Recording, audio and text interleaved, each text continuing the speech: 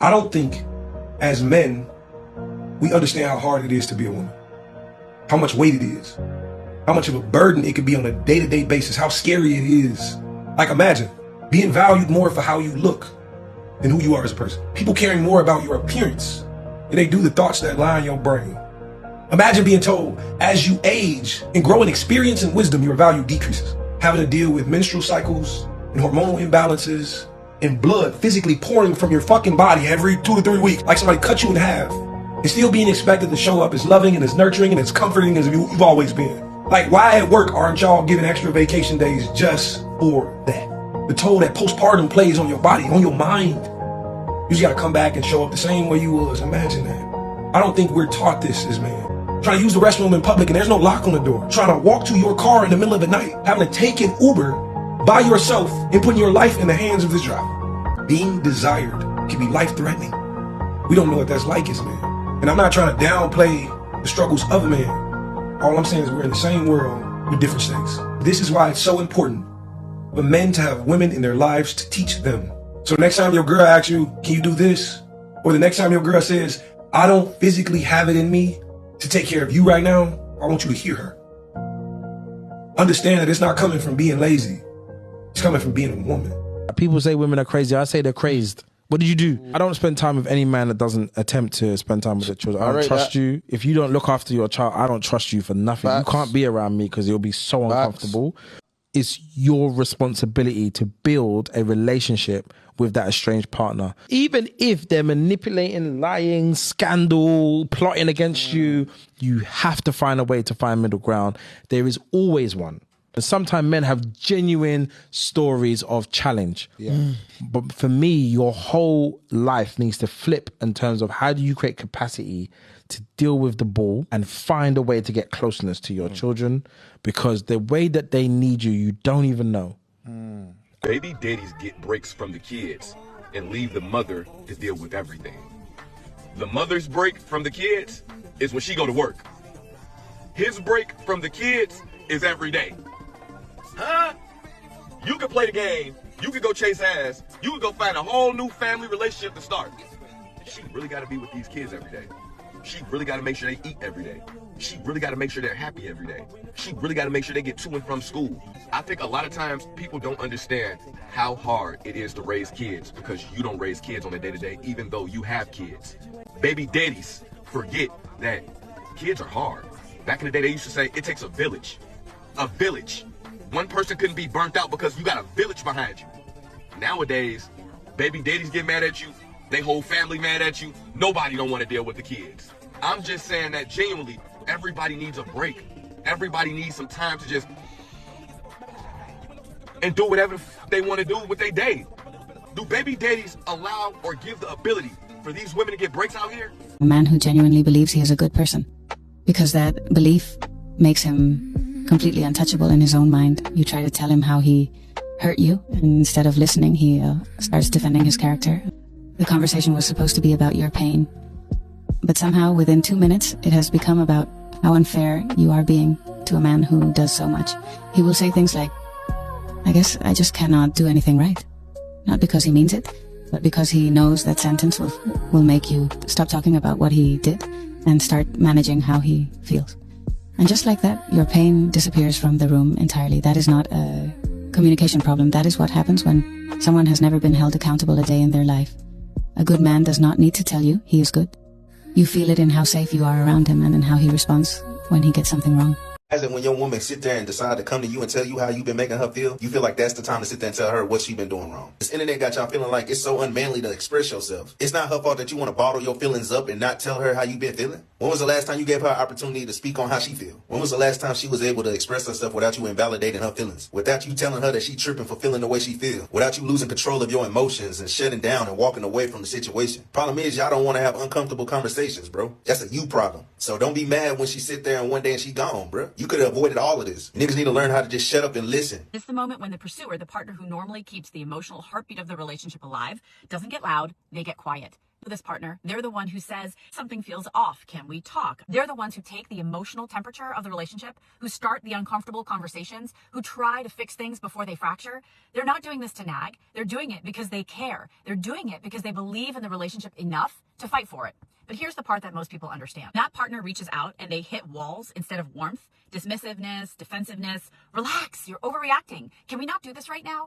They carry the emotional labor because they want the relationship to feel safe again.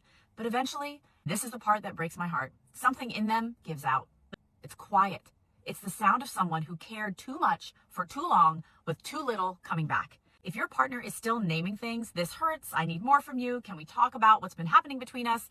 That's not criticism usually. That's hope. That's someone saying, I want us. I'm still fighting for us. You don't have to fix everything right away. Just get curious. Ask a question. Let their feelings matter.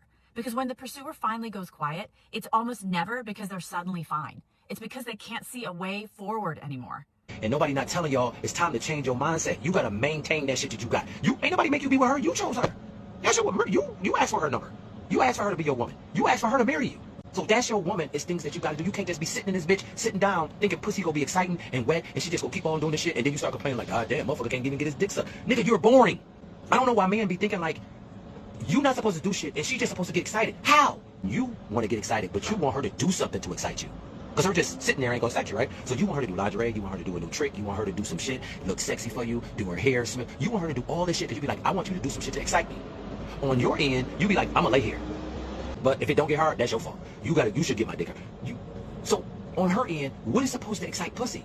And it's just like the ignorance of men to just think, I'm not going to do nothing. I'm going to lay here. I'm not going to date you. I'm not going to buy you no gifts. I'm not going to send you no videos. I'm not going to take you out of town. We're not going to go on no vacations, no exciting bars, lounges. I'm not going to buy you no clothes. I'm not going to do none of this shit. And I just expect pussy to get wet. It's crazy. Motherfuckers think pussy really works that way.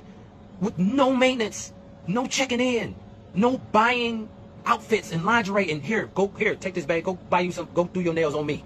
I don't got to do this every week, but it's on me though. How about your hair? Here, babe, take this.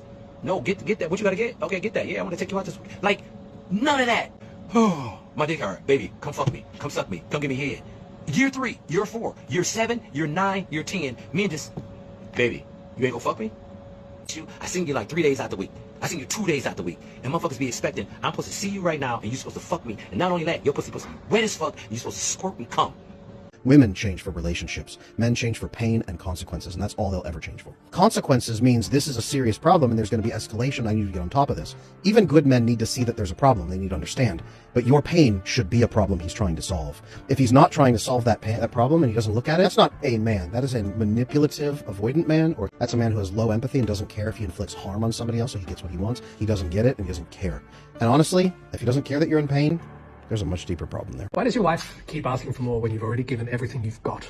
Specifically for the men that think, oh, she makes me feel like I'm doing nothing, but I'm doing so much. It's not actually about doing more. It's about being more awake. Because here's the thing, you might already be doing things like the dishes, picking up the kids, paying the bills. But if she's still leading the emotional tone of the relationship, still planning everything, still holding the vision of your future alone, then she's not in her feminine, she's in survival. And that's why she complains about this mental load. That's why she feels alone. And that's why she doesn't see all the things that you do, because you've gone invisible as a man. And let me get this clear. It's not because you're not trying. It's because you gave her all the control so you could keep the peace. Maybe at some point you were hurt, and so you just gave it away willingly. But here's what's happening. You're resenting her for leading, and she's resenting you for disappearing from the relationship altogether. And so no, it's not about doing more. It's about being more present within the relationship. Are you just moving through life, hoping that you just don't upset her? Not ever making any new plans? Not ever going, this is where I want our life to go. Let's go there together, honey. And then just being pissed off that she makes your life harder than it needs to be. That's what we're talking about. That's you drifting, slipping in life. It's not attractive. It's not fun, and it's probably why there's a huge fucking wall between you and her. Your husband isn't going to change because he doesn't see you, and he doesn't value your contribution. And no amount of information you provide him, or TikToks that you send him, or anything else is going to change that. Most men cannot hear and accept any type of feedback or constructive criticism whatsoever because they take everything as an immediate attack. They let their emotions get in the way. And instead of being able to listen to you, coming to them with your issues and saying, please, I am struggling. I need more from you. I am drowning here. And instead of seeing that and seeing you and going, I need to be better for my wife. I need to show up better for her. They hear, I'm not good enough. I'll never be good enough. Nothing I do is ever good enough. And until they work through that, until they can learn empathy and understanding through therapy, nothing is going to change. Because at its core, they don't value you. Even as their wife, as their mother, as their sister. They don't value your contributions. It's why they don't prioritize it. It's why they don't prioritize making themselves better for you. A man has to want to change himself. There's two different types of men in this world when it comes to families. The first type of man loves the idea of a wife and children. He loves the thought of having a woman to take care of him and do everything for him for the rest of his life. He loves the idea of having children, but only because he wants a mini-me to carry on his legacy. The problem with the idea men, Gabe, is they're losers. They don't take care of their family. They don't support their wife. They don't take care of their children. They don't help out in the home. They claim the only thing they have to do as a man is bring home a paycheck. So these type of men, when their wives eventually complain about them, rightfully so, and say that they don't do anything, they don't help, and that they need to do something to be a father and be a real husband, they call it nagging and start bitching about their families, not knowing that the only problem in that family is them. But then there's the other type of men in this world, the want men. These are the men that truly want a wife. They want somebody to love and support and nourish and treasure for the rest of their life. They want a teammate, and they want children because they want to be a father to them. They want to be there for anything and everything in their lives. They want to take them everywhere they go. They want to love them endlessly. These are the types of men that participate in anything and everything in their home. They support their wife every single day. They know everything about their children. The idea men will complain about their wife and children because they've never put the time and energy and effort and support and love into making them a happy, successful family. They only care about their own wants and needs. But if you talk to the want men, the men who are always there for their family, who do everything in their home, who support their wife and children, they will have 10,000 stories of how inspiring it is to have a wife and children. They will tell you everything about their wife, what is going on with their wife, how she's doing, what they're proud of her for doing. If you ask the want men about their children, they will tell you 10,000 stories of how great they're doing in school and what the latest project is and all the things that they're doing and the time they went to school. They will show you videos and pictures of how happy they are with their children. You're talking to the wrong type of man, Gabe. See, Gabe, me personally, I'm a want man. I love my family. I've always wanted a family to take care of and love and support, and I have that. And my wife and daughter, they know that because I put everything into them each and every day, and they have given me so much happiness and joy and grace and support that I'm the most blessed man in the world because of them.